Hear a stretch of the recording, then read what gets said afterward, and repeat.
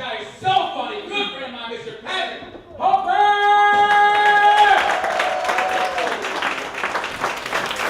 Give it up for your hosts. Yeah. 23 years, 36 years. I just had my 1-year wedding anniversary. Uh-oh, glass down. We got a person who fell.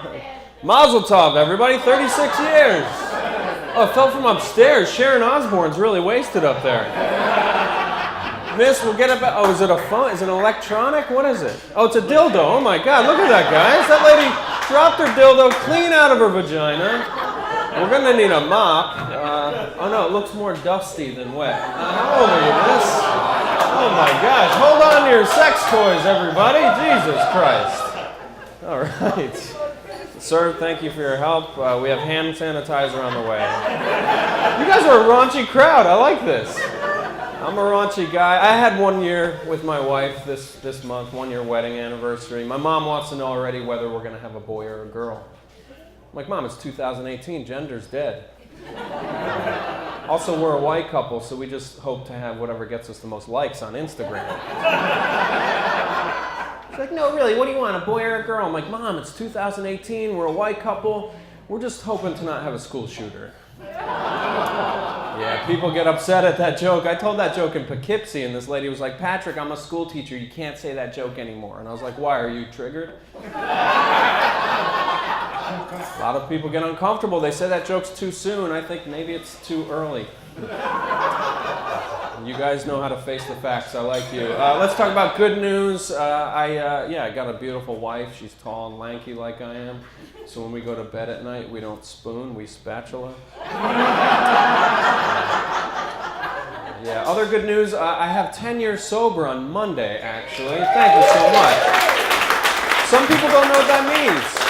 All that means is for 10 years I haven't had a drop of alcohol, an ounce of weed, or a shred of fun.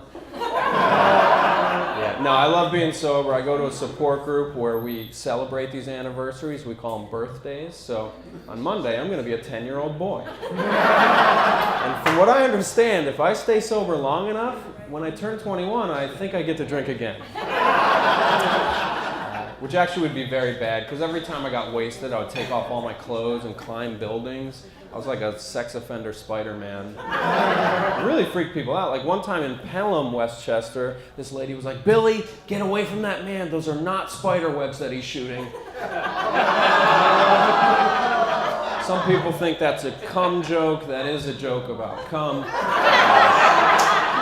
Speaking of cum, are you guys watching porn? Are you watching porn? Yeah, my therapist told me to stop, and I got defensive, and I was like, I don't even watch it that often. And she was like, well, Patrick, the least you could do is turn the volume down when you're in here.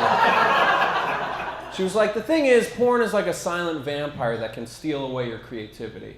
I was like, well, that's going to be hard to quit, because my favorite genre of porn is vampire porn. I want to suck your balls. You remember Sesame Street?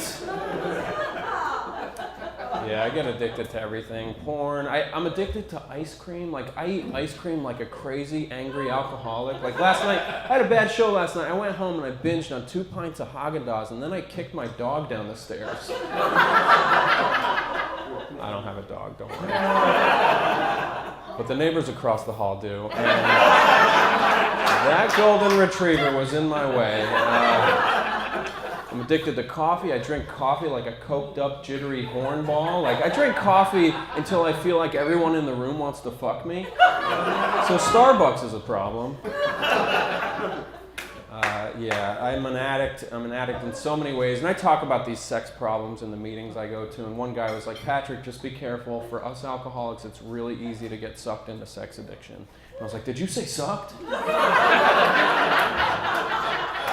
Yeah, it's a real problem in my life. I'm 1 year married. We're already in couples therapy because, you can give it up for that if you want. My wife said we were having a communication problem. She had a problem with me communicating with sex workers from Craigslist. Yeah, this is true. I quit watching porn, but I started looking at Craigslist sex ads.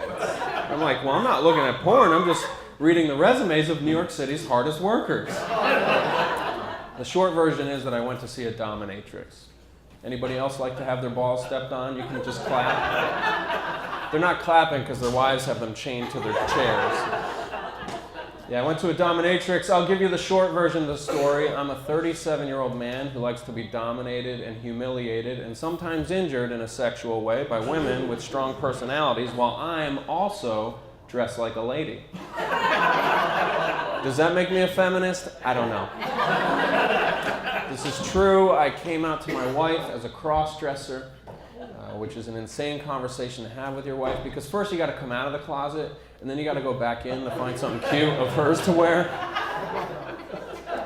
You guys don't know what to believe right now.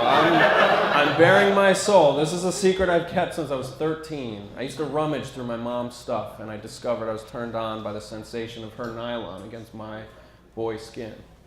I like to pause real long right here. Because this is when a room full of people look at me and they're like, that guy fucked his mom. I did not fuck my mom. I was a latchkey kid. She was never around. Other latchkey kids are like, hey, my mom's not home. Let's get high. I was like, hey, mom's not home. Let's get pretty. So yeah, I told my wife everything. I thought it was good news for the marriage. It was not. I will never forget the rage she had in her eyes. So I let her have that moment, and then I just said to her, I was like, well, honey, do you want to hit me? Because if you do, first let me go slip into something a little more comfortable. She was confused. She thought I was trans. She's like, are you trans? I'm like, honey, I'm not trans. I don't want to take the whole gender. I'm just like any other entitled white guy. I just want to take the best parts. Some people think I'm gay. They're like, dude, just admit it, you're gay. I'm like, I'm not gay. I'm a straight guy who happens to know that with this frame, a pencil skirt will only work against me. And I have no problem with gay people. Some of my best friends have abs. But yeah, I should have known a long time ago. Like, in my 20s, I dressed like Marilyn Monroe for 3 years in a row. My friends started catching on. They were like, dude, you dressed like her for 3 years straight. And my girlfriend at the time was like, I think straight's the wrong word. But yeah, 24-year-long secret. I couldn't tell my friend. I grew up in Ulster County. It's a farm town where I'm from. I couldn't tell. I was good at art in high school, and my friends called me faggot for that. Could you imagine? I told them that I like to jerk off in my sister's shoes. She's freaked out. Miss, I was not jerking off into the shoes. Could you imagine jerking off into a pair of shoes? What kind of faggot would do that? Anyway, the sad thing about this story is not me being closeted for 24 years. It's my poor sister still stuck in those shoes. I'm Patrick Holbert. Have a great night.